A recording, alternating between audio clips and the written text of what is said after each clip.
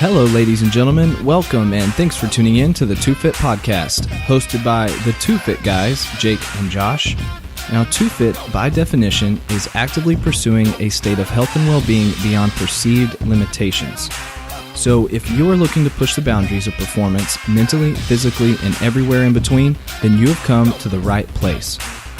On the Two Fit Podcast, we will be interviewing and having fireside chats with renowned experts from doctors and strength and conditioning coaches to athletes and entrepreneurs. Our goal is to extract tools and tricks of the trade that you can implement whether you're a world-class athlete, weekend warrior, entrepreneur, or grinding out the 8 to 5, all in order to assist you on your journey to becoming Two Fit.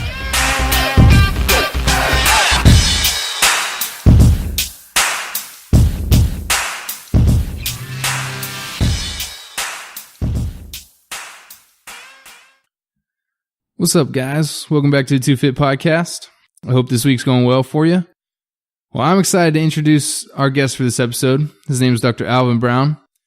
Basically, what I need you to know about him is that he's got more letters behind his name than he does in his name. I mean, the guy's legit. And you're going to know that right off the bat as soon as we get going here. So Alvin, he's the CEO and founder of the Center for Healing and Peak Performance. Basically, what he does there, I'd sum it up as an art. He's able to connect what he calls the triad of mind, body, and soul. And by doing so for his clients, this allows Alvin and his team to bring out the absolute best in them in all three of those areas. He's expanded upon this concept in his book called Journey to Personal Greatness, Mind, Body, and Soul. And there he gives you a blueprint for basically how to balance life, totally optimize your performance in every aspect of life. And now I'm only about halfway through the book myself, but I'm already planning on reading it over again just because it's rich in usable content. And honestly, every time I put it down, I'm a little more motivated about my life in general and doing everything with my complete and best effort. So on this episode, I'm going to go ahead and warn you right now, it's going to be a bit of a teaser. We could talk with Alvin for hours upon hours on the topics we cover in here. And those include general overall health, nutrition, your gut biome, how and why to detox, and much more, obviously.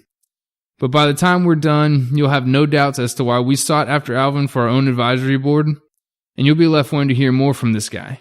So it's our pleasure to bring him to you now. I'm going to go ahead and get out of your hair and let the learning begin. Enjoy.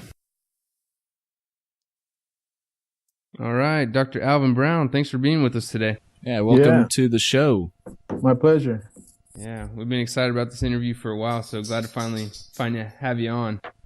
Awesome. Absolutely. Well, Alvin, why don't we give the folks out there just a little bit of your quick background? I'm sure they can tell by the accent that you are from the beaches of Jamaica. Yes, sir. Yes, sir. Long way back, but yeah, you got it. That's where the beginnings. The beginnings. It set my future up, being there. Yeah. So background. Born Kingston, Jamaica, youngest of 5. Single mother in the 60s. So you can imagine what that would have been like, the 60s, single mother. I don't even know how she did it because, I'm a hardworking man now with 4 kids, and I find it, it's a work to get them all through. So I can't imagine how she did it with 5 and being a single woman in the 60s.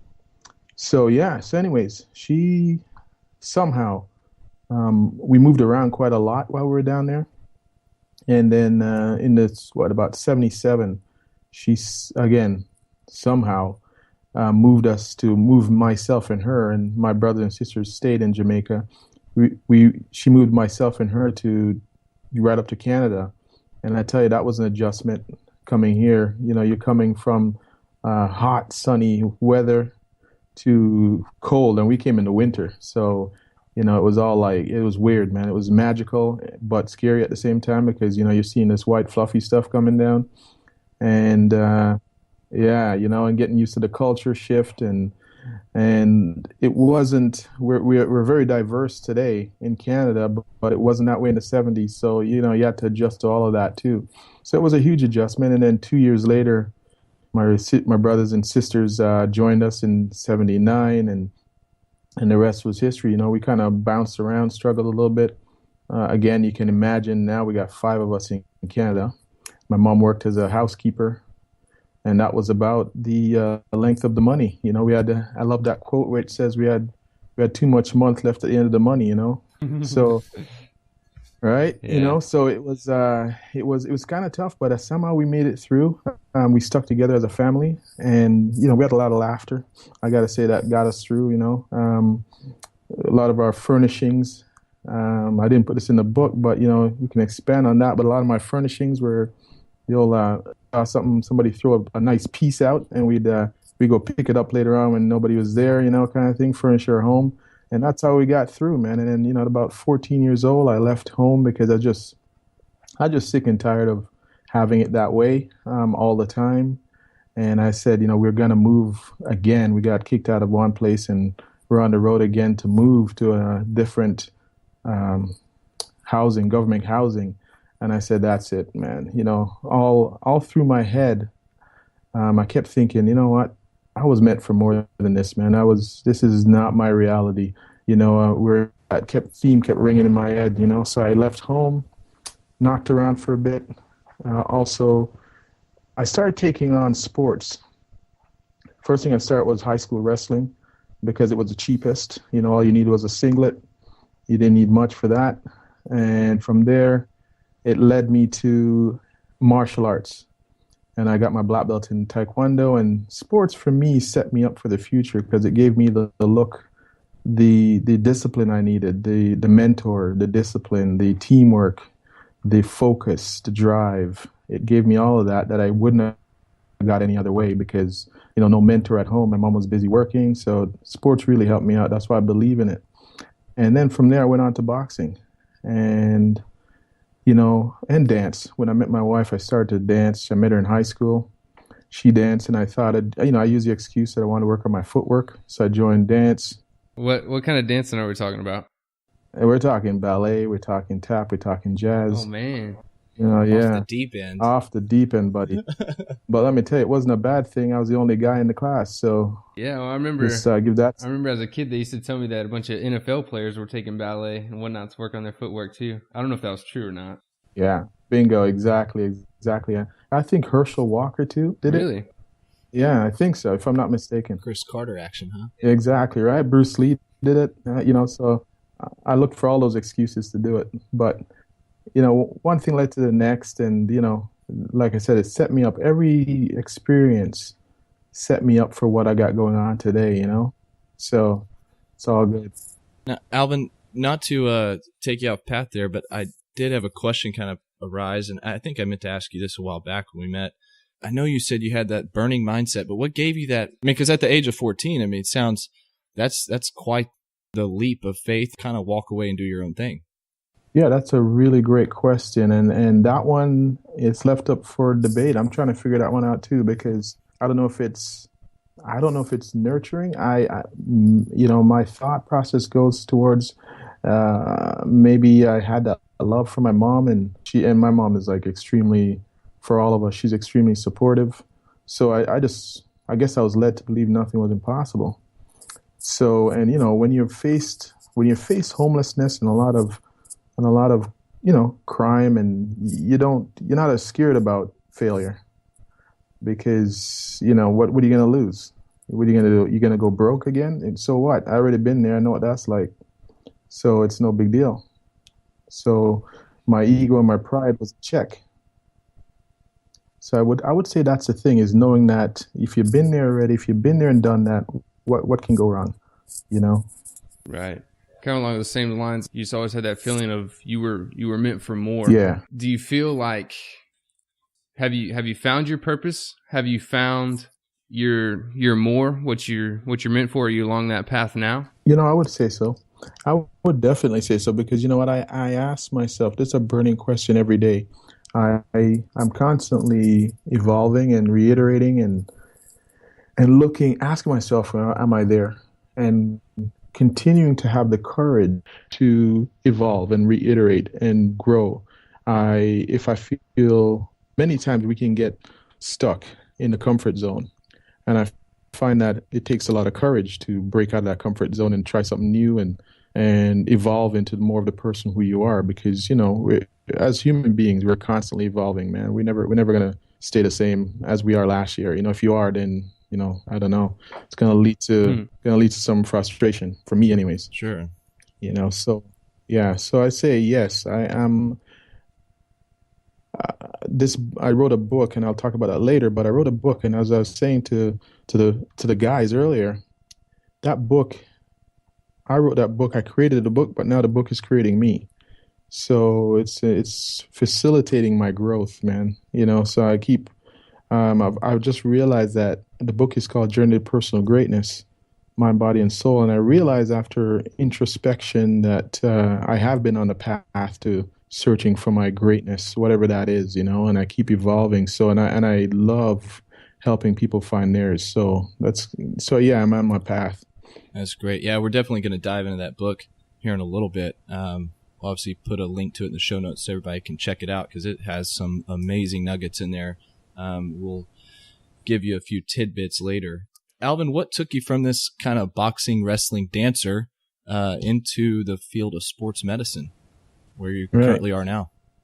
Yeah, well, it's one of those epiphanies. My goal was to make it to the Olympics, and I wanted to make it either in boxing or taekwondo, which is the martial arts I did. And as I was getting older, I think I had my son on the way, and things weren't going exactly what I wanted to go. And I thought, I was in Cuba doing a boxing exchange program with the Cuban boxers, and I saw someone working with somebody. And at that time, I was a personal trainer. So I knew I kind of wanted to stay in the field of health and wellness. So I saw the trainer working with the boxers, I thought, that's something that I could do. It really looks interesting. And so when I got back, I didn't have any money. My wife and I together made about 20 grand a year. So I didn't know how I was going to go on to school. But as serendipity would have it, it just so happened that my friend, ironically, was passing by the week I was gone. He was passing by a school, and he stopped in and grabbed a brochure. And for some apparent reason, who knows why, he grabbed a brochure. As I was talking to him about seeing this guy, he says, "Here, take this." I don't know why I got it, but here it is. And it was all the information I needed, and I was in. And once I was in, I was voracious. I just took the same passion for sports, and I took it over into my education, and the rest is history, man. I just kept adding everything else to it, and I just ate it up. 20 years later, I've got a couple degrees in this and that, and I've added a whole bunch of courses. The list goes on. So, and I keep evolving. What's your day-to-day like right now? Tell people about your Center for Healing and Peak Performance, because I think that's kind of at the center of what you're doing now. So yeah, the Center for Healing, I'm the CEO and founder of the Center for Healing and Peak Performance here. And the clinic itself is an evolution. I started off simply wanting to help people get in shape. And it was a very simple idea I had. But as people came in, I kept realizing that, you know what, I'm only helping one part of them. And so I wanted to add pieces to the parts. Because, when you walk into my clinic and you have a chronic injury, acute injury, it's not just about the muscle you're injured. It's about the joints. It's about the fascia. It's about everything else. And then there's a mindset around that injury that we have to deal with. So, when we focus on mind, body, and soul, that's what we're talking about is can we help you on all levels? Because when you're injured, chronic or acute, it's on all levels, especially athletics, and peak performance. So how do you break down that mindset and kind of break down those walls that people come in with, say it's just low back pain, but really, they got stress going on at home, maybe they're going through a divorce, whatever else. How do you get them to realize that it's much more than just the back pain and that there's a mind, body, soul connection to it all? You know what? Here's the thing about this. Everybody, deny it or not, everybody realizes that my pain is more than just the pain. Everybody has that intuition, but they just, they've been told it's weird, it's kind of voodoo, so they don't believe it. But once you can open them up and realize that, hey, you know what? When you're under stress, guess what happens? You go into fight or flight. Your muscles tense up. Things don't work as symmetrically. Blood flow is reduced. There's so many things that happen physiologically that it's hard not to deny it. It's science. And so when you're under stress, you're not as, that's why athletes who are most relaxed do so well, because everything flows better. So so once somebody comes in and they've had this problem repetitively, and then you can tie it to, oh, I've noticed that with a lot of businessmen who come in, they're going through some heavy business stresses and their back goes out every single time. And so it's not very hard for you to now show them this correlation. And so eventually they get it. And once you start doing the weird stuff, you get known for the weird stuff, and it's all good, because I have people come in who resist me, but I said, hey, haven't you tried everything? Yeah. Okay, well, let's try the weird stuff. Right. So they're in, so it's good. Yeah, I've been having some real like lower back and kind of hip flexor pain here lately. So now I can just blame this on 2Fit and all the stress this has caused in my life. Exactly, you got it. Exactly, the launch is coming. That's right. You got Actually, I did want to ask you kind of about that, because I have been dealing with this for quite some time. And actually, before we met in Denver, I was doing some front squatting that week before. And that's when it really went out on me. And I've had this like pelvic obliquity for a while. Yeah. Yep. For people out there who don't know what that is, it's basically your pelvis is rotated to one side or the other, and it makes it seem as though one leg is shorter than the other. And so you kind of walk around with this imbalance. And so I got a really super tight like left hip flexor and everything. Even talking with one of our sports medicine docs there in Denver, Dr. Crisp, he told me that I might have like bulged a disc, but I mean, I've been dealing with this for probably over a year more now. Is there anything that just corrective exercises or anything to even like, cure it permanently that people can do if they're suffering from the same thing? Well, I want you to think out of the box a little bit. So if you have a tight flexor, what's opposing it? The hamstrings or the glutes. What if you have a weak glutes? And it's not giving the hip flexor the opposition it needs to stay balanced. Because think of the body like a tent. If you have some wires tied down, keeping each side in balanced equilibrium, and I cut one side, what's going to happen to the other side? It's going to be pulling over more. So you almost have to step out of the box and go stop looking at your flexors, and then let's go look at your lower back and glutes and see if we can get those fired up.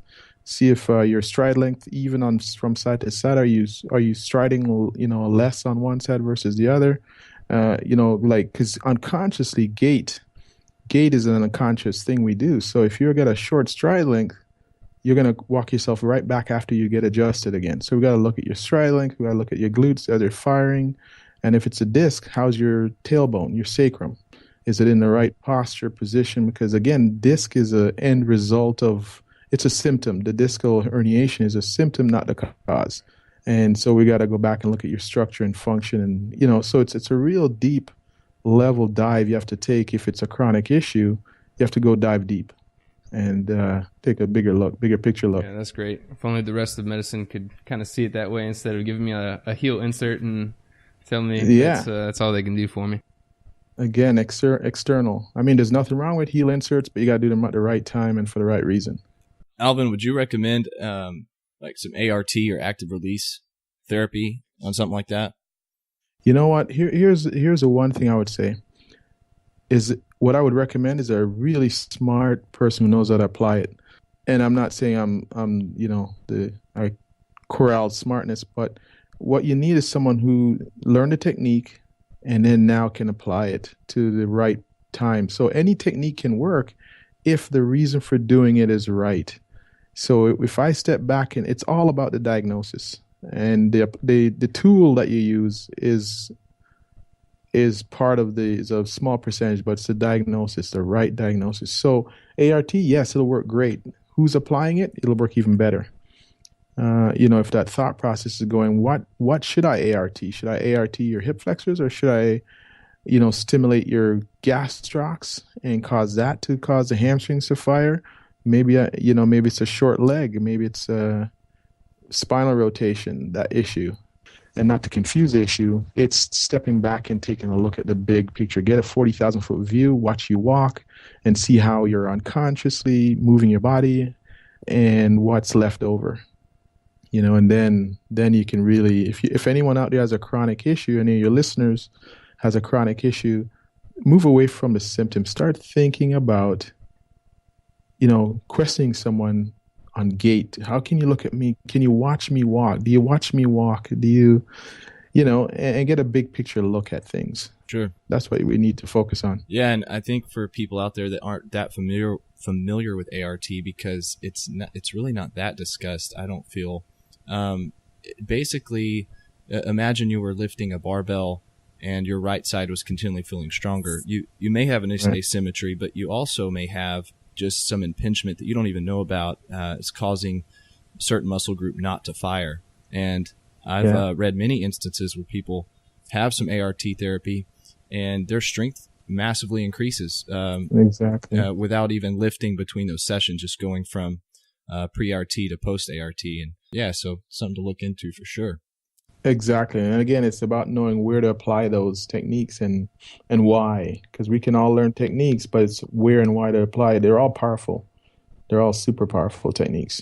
And Alvin, I actually saw a video of you on YouTube applying, I believe you were applying ART to a bodybuilder. I couldn't recognize who it was because, folks, Alvin works with a lot of the big bodybuilders out there and has for some time. And it was 4:30 in the morning.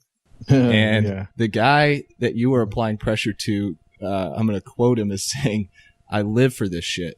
And you were digging furiously into his hamstring and glute. Yeah, that's the one. That's the one. Yeah. And that big guy was Jay Cutler. That was Jay Cutler. Okay. That was Jay Cutler, 5-time Mr. O. Yeah, definitely. Sometimes you do have to get in there, and especially that thick muscle. There's different layers, and sometimes you have to get in there and just give her. While we're on this topic of the body, you give 4 kind of habits for greatness. You call them greatness habits in the physical part of your book, Journey to Personal Greatness. I think those are just super applicable and something that people can really extract from you and apply to their lives. We can kind of dive into those and extract some good stuff out of there. Yeah, the powerful why, develop a powerful why. A lot of times when people get to the gym, for instance, let's use the gym since we're talking about fitness. A lot of times why people quit, that old phenomena of the 3-week window everybody has after New Year's Eve. Right. Those who go regularly don't stay away from the gym at the first 3 weeks of Jan, because it's going to be, parking lot's going to be full. You're going to have no cardio machines. You're going to have no weights. But come February, you can bowl in the gym, right? And a lot of people do that because they don't have a why, a really deep reason why. It comes down to finding out why you go into the gym. Like, is it, and you can't go to the classic reasons like you find on the internet. I'm doing it for my kids and I want to live longer. That sounds nice, but that doesn't drive a lot of people. What you got to go for, what your why. Like for me, I'm competitive. So I have kids, and I could say, "Oh, it's for my kids." It sounds like a nice soundbite, but really, I'm just competitive. So I that's why I go and work out. So you got to find your drive and what drives you. Maybe it's pride. That's okay too. Maybe it's ego, and that's fine. Whatever drives you, you just got to find your why you go to the gym. So the second one I got in there is being consistent. I mean, like a business. How long does it take to be overnight success? 20 years? Everything's like that. Working out, you may not see any change for 3 months, right? Just like, again, you go to anything. You go to saving money. The real savings start in the last 20 years. You start seeing your money accrue, anything. So it's being consistent and that's coming from your why. You gotta keep going when all the accolades when people aren't giving you the accolades or the attention. You gotta keep going. Fake it till you make it. Yeah. That's all about getting to the gym, and you got to be, do, and have. If you become the person like you want to become, it makes it a lot easier. So fake it, get up, put your clothes on, go to the gym for 15 minutes. Even if you just go walk around the block, for 15 minutes, once you get out there, you're like, oh, this is good. I can get going. Right. So faking it till you make it.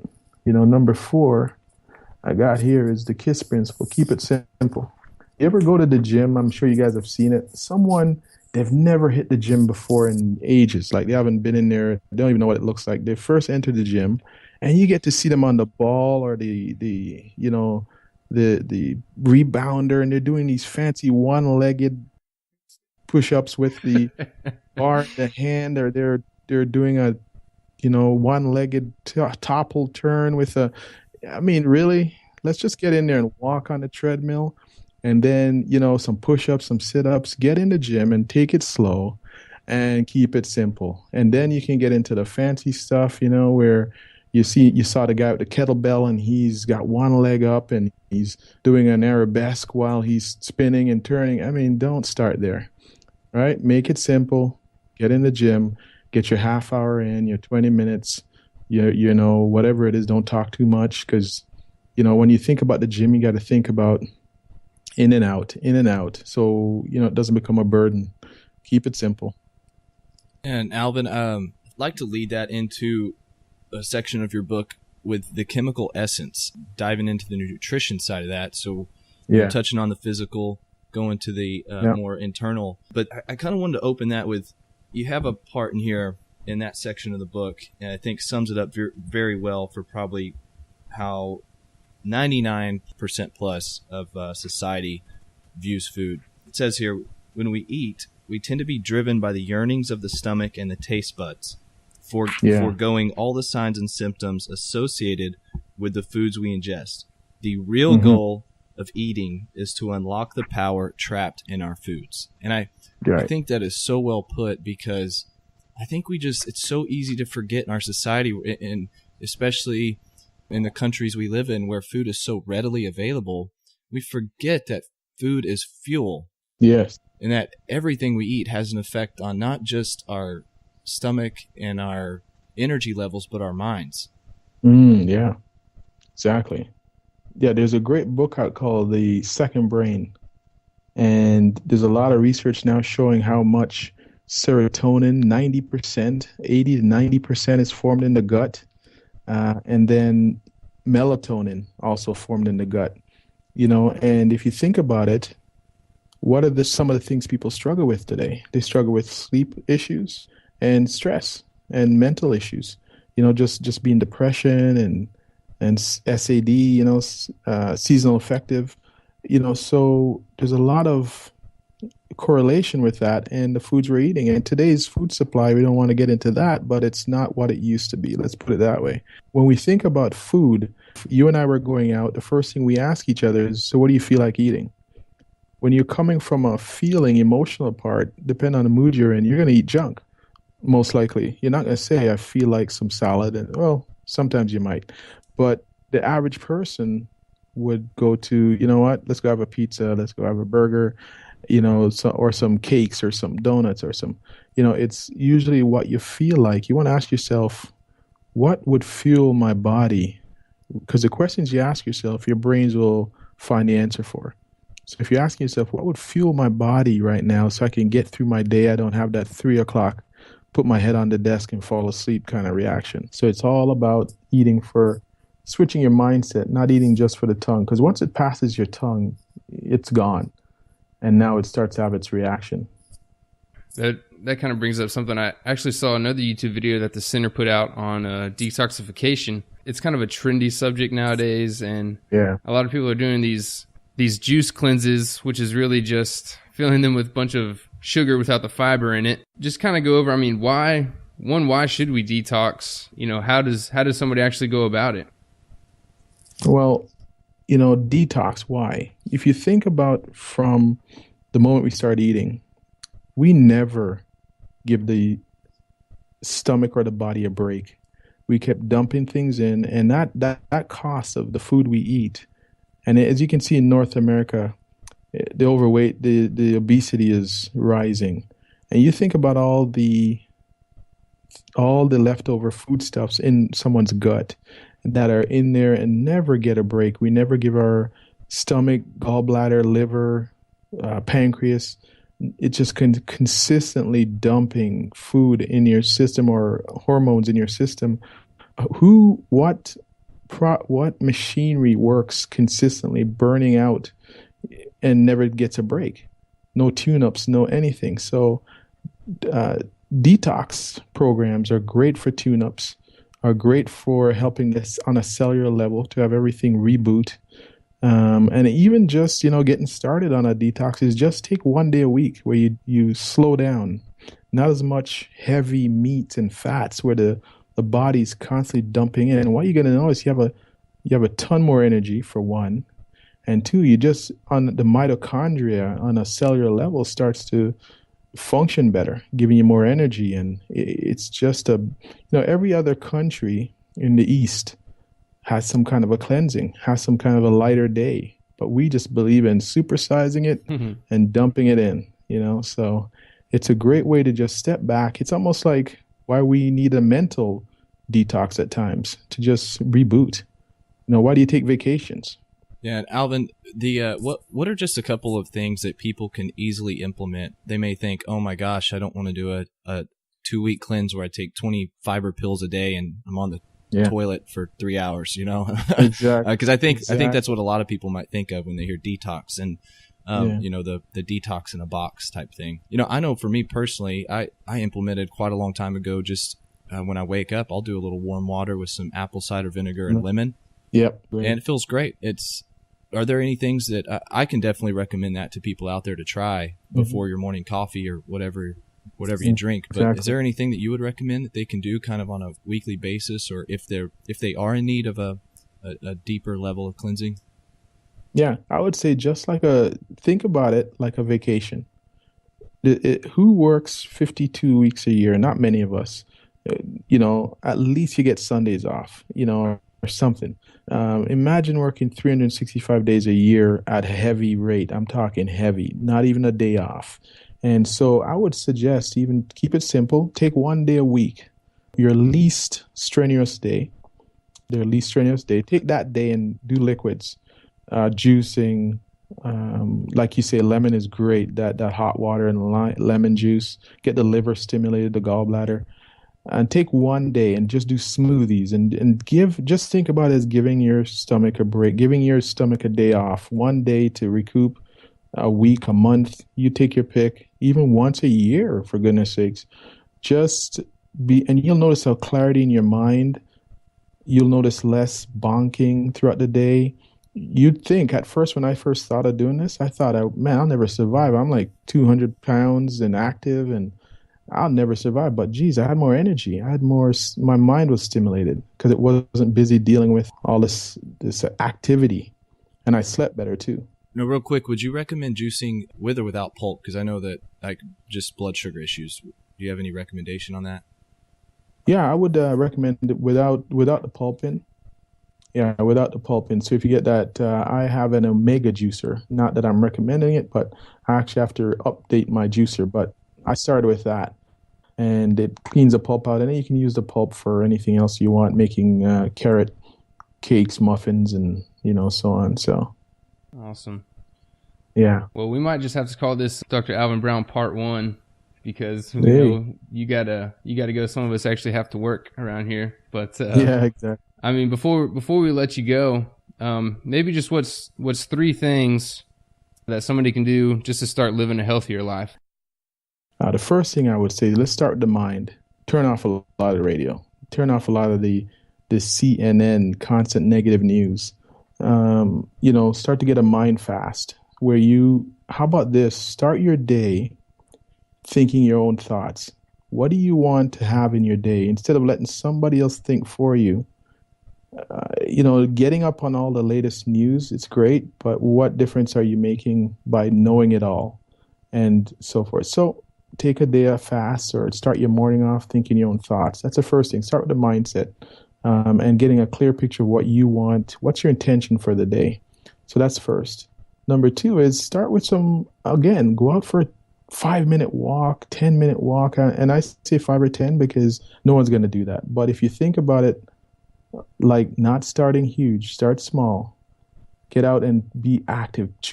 I usually start with mornings because I'm a busy guy and I want to make sure I check it off my list nice and early and, the rest of the day can happen. So start with a physical activity that you can do and end your day. Again, I love journaling myself. Jim Rohn, a great philosopher and speaker, said, you got to don't get through your day, get from your day. So I find reflecting, stepping back and saying, did I live the life I wanted to live today?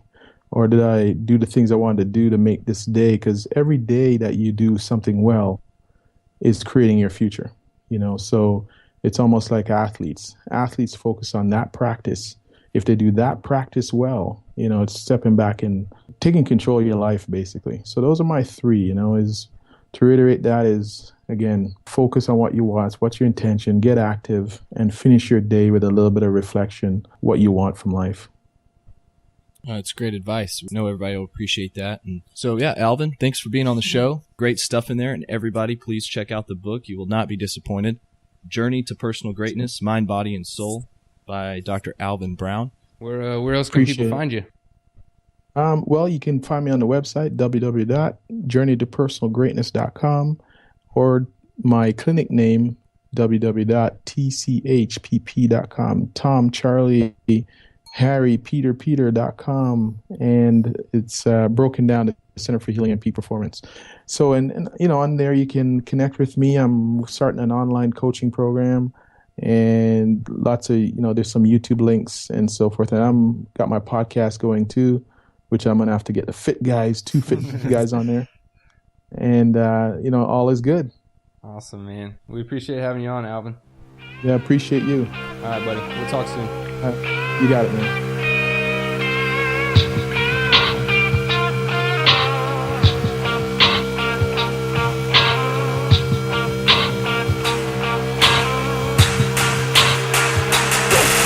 We hope you enjoyed this episode of the 2Fit Podcast.